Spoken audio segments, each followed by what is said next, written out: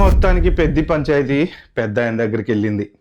ఎవరా పెద్ద ఆయన అంటే తెలుసు కదా, దాసరి నారాయణరావు గారి తర్వాత ఇప్పుడు ఇండస్ట్రీలో పెద్ద ఆయన అంటే మన మెగాస్టార్ చిరంజీవి గారు. దాంట్లో డౌట్ అయితే ఏం లేదు. ఎందుకంటే చిరంజీవి గారు కూడా చాలా కష్టపడి ఎక్కడి నుంచో అందరితోని తిట్టించుకొని నువ్వేం పైకి వస్తావా అని అనిపించుకున్నటువంటి రోజుల నుంచి కష్టపడి పైకి వచ్చినటువంటి ఒక వ్యక్తి. అంటే ఎదుటి మనిషి కష్టం అతనికి తెలుసు అనమాట. సో అంత సింపుల్గా ఆయన మెగాస్టార్ కాలే. ఎన్నో కష్టాలు, ఎన్నో బాధలు చూసి ఇవాళ రోజున మెగాస్టార్ గారు అనమాట. ఒకప్పుడు ఏంటయ్యా అంటే దాసరి నారాయణరావు గారు ఇండస్ట్రీకి పెద్దగా ఉండేవాళ్ళని అంటుంటారనమాట. ఏ సమస్య వచ్చినా అందరూ ఆయన దగ్గరకు పోతే ఆయన పెద్ద మనిషిలాగా సాల్వ్ చేసేవాళ్ళు. ఆయన తర్వాత ఆయన లేని లోటు తీర్చే వాళ్ళంటూ ఎవరు లేరు, ఇండస్ట్రీని పెద్దగా ఎవరు పట్టించుకోవట్లేదు అనుకున్న టైంలో మెగాస్టార్ గారు ఆబ్వియస్లీ ఆయన ఏ కాంట్రవర్సీలో ఇన్వాల్వ్ కాడు. ఆయన చాలా గొప్ప వ్యక్తి. ఎందుకంటే అవసరమైతే ఒకటికి సహాయం చేయడం ఆయన పని ఏదో ఆయన చూసుకోవడం తప్ప ఎక్కడ ఏ విషయంలో ఏలు పెట్టాడు. కానీ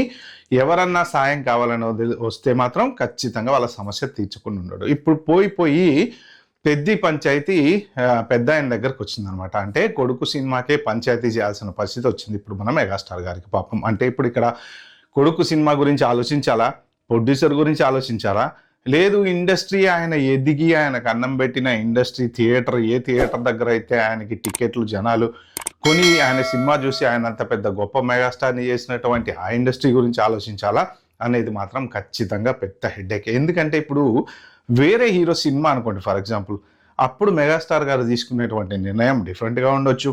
ఇప్పుడు ఏంటంటే కొడుకు సినిమా, పెద్ద బడ్జెట్ సినిమా, భారీ ఎక్స్పెక్టేషన్స్తో వస్తున్నటువంటి సినిమా, ఏ డెసిషన్ తీసుకున్నా ఇంపాక్ట్ అయ్యేటువంటి ఛాన్స్ ఉంటుంది అనమాట.